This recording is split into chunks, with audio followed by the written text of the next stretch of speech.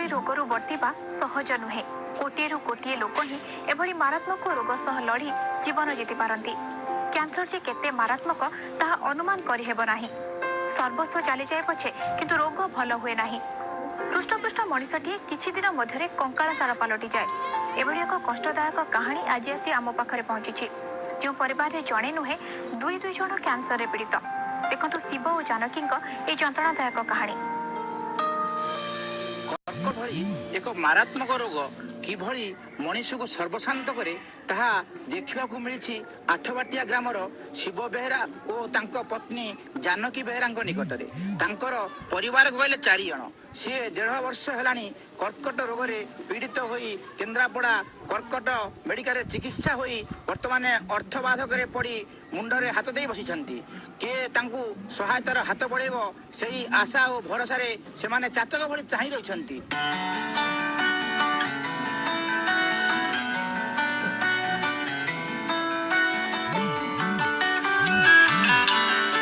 सात दिन 8 दिन होम निया को साथी रखी परस्पर हाथ धरी शिव और जानकी।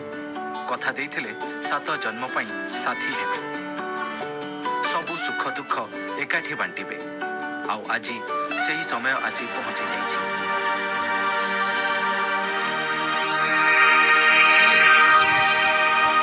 बेस किछि दिन हसखुशी समय काटिबा परे एबे पड़िछि दुखर पाଳି। शिवं को ग्रास करिछि कर्कट भली मारात्मक रोग। असह्य हेउछि तांको जंत्रणा। मृत्यु सह से दिन राति संग्राम जारी रखिछन्ति। एही जंत्रणा आउ किए बुझु कि न बुझु शिवं स्त्री जानकी किंतु स्वामी को जंत्रणा बेस बुझी पारिछन्ति। कारण से निजे मध्य कैंसर रे पीड़ित। स्वामी स्त्री दुई कैंसर है। औषध किसी सेमती खाऊँ तो 2-3 थर नहीं केम हरिका नेलु खाऊँ साइड पैसा पत्र जहाँ तक दौन सब सेमती चलुचु। आमर स्वामी स्त्री कैंसर होमर किसी संपत्ति बारी नाई। आम 2 जन चलिया किसी पैसा पत्र ना। आम डाक्तर चिकित्सा करने को आम पाखे किसी उपाय ना। किसी सरकार साहाय्य कले आम स्वामी स्त्री किसी चिकित्सा हबू।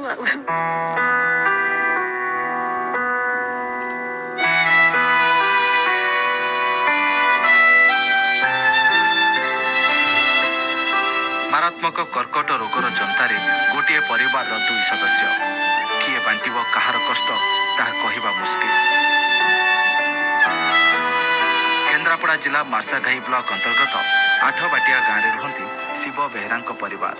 स्त्री जानकी, झील कविता और पुओ दिलीप को नहीं तांको छोटिया परिवार। शिव बेहेरा जड़े मत्स्यजीवी। सबुदिन पारादीप बंदरु माछ आनी गाँ गाँ बुली बिकती। बेस भल 2 पैसा रोजगार करी परिवार चलाई आसुथिले। हेले दैव जेमिति दाऊ साधिछि। हठात दिने जना पड़ा शिव लिवर कैंसर रे पीड़ित। असुस्थ हेबा परे घर बाहरिबा तांको पक्षे कष्टकर होईगला। देहरे आउ बल रहिलानी रोजगार रे जिबाकू। कैंसर भली व्ययबहुल रोगर चिकित्सा पाई दरकार मोटा अंकर टंका, जहा जोगाड़ करबा शिवंक पक्षे संभव नुहे। एबे भाग्य को आदरी से घरे पड़ी रहिछंती। खाली सेतिकरे सरिनी शिवंक दुख। तांको पछे पछे स्त्री जानकी मध्य पीड़ित होइछंती स्तन कर्कटरे। देह तांकर दुर्बल हेबा सह मुंडरू केश झड़ी गलानी। परिवार आर्थिक अवस्था स्वच्छल नथिबारु भल चिकित्सा सह नियमित औषध मध्य सेमानक भाग्य रे जुटुनी। गोटे पटे परिवार रे अर्थर अभाव और अन्य पटे 2 जण कैंसर रोगी। एपरि परिवार में बेड़ी उपरे कोरोना माड़ भली होइछि। उभय स्वामी स्त्री रोगरे पीड़ित होई दुख यात्रा रे पेशी होउछंती। मागी जाची जहा मिलुछि सेही थिरे डाक्टर को देखाई बंची रहिछंती।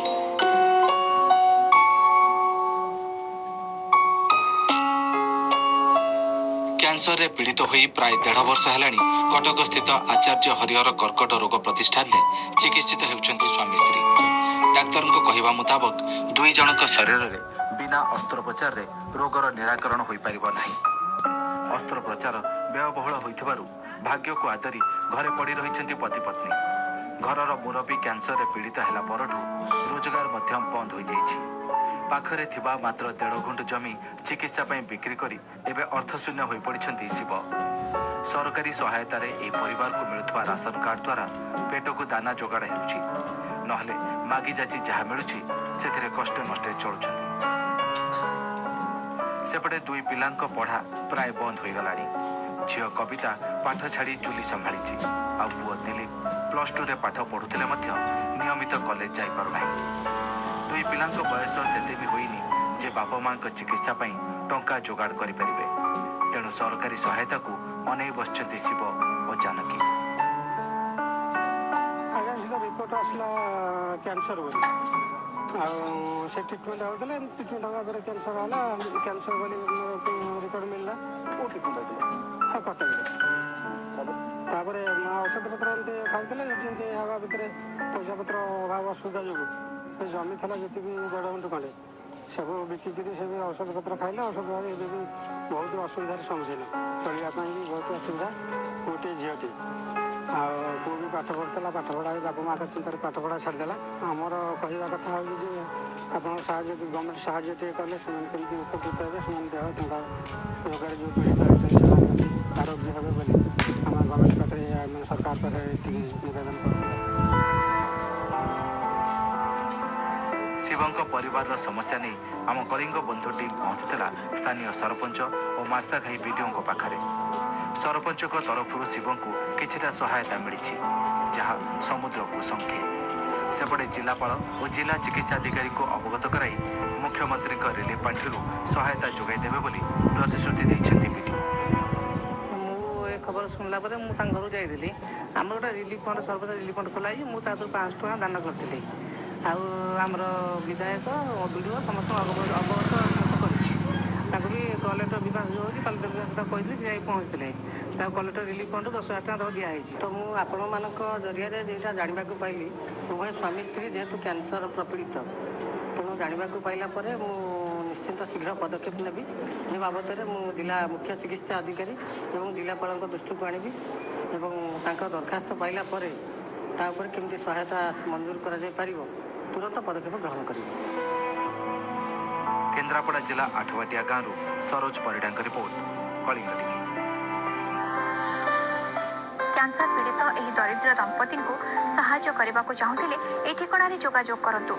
ଶିବ ପ୍ରସାଦ ବେହେରା, ଗ୍ରାମ ଆଠବାଟିଆ, ପୋଷ୍ଟ ଆଶ୍ରମ ବାଲିକୁଦା, ବ୍ଲକ ମାର୍ଶାଘାଇ, ଜିଲ୍ଲା Kendrapara, pin 754213, phone number 8594972978, account number 08410100101789, UCO bank IFSC code UCBA 0000841। Kalinga बंधुरे समय आउ एक छोट विरतिर।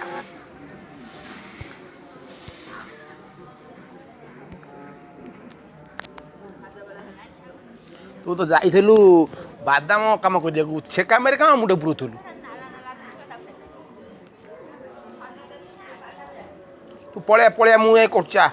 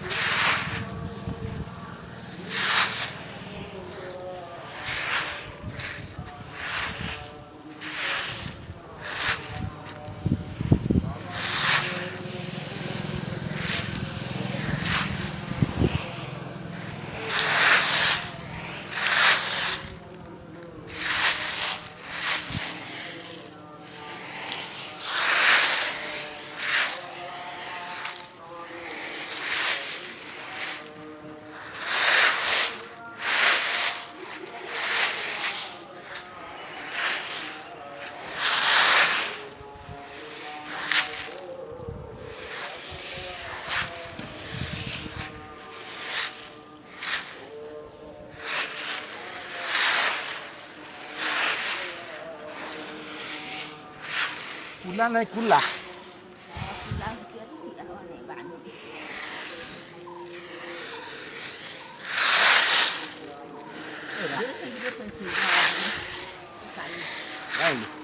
ରାତିରେ ନା ପାରିକି ନେବି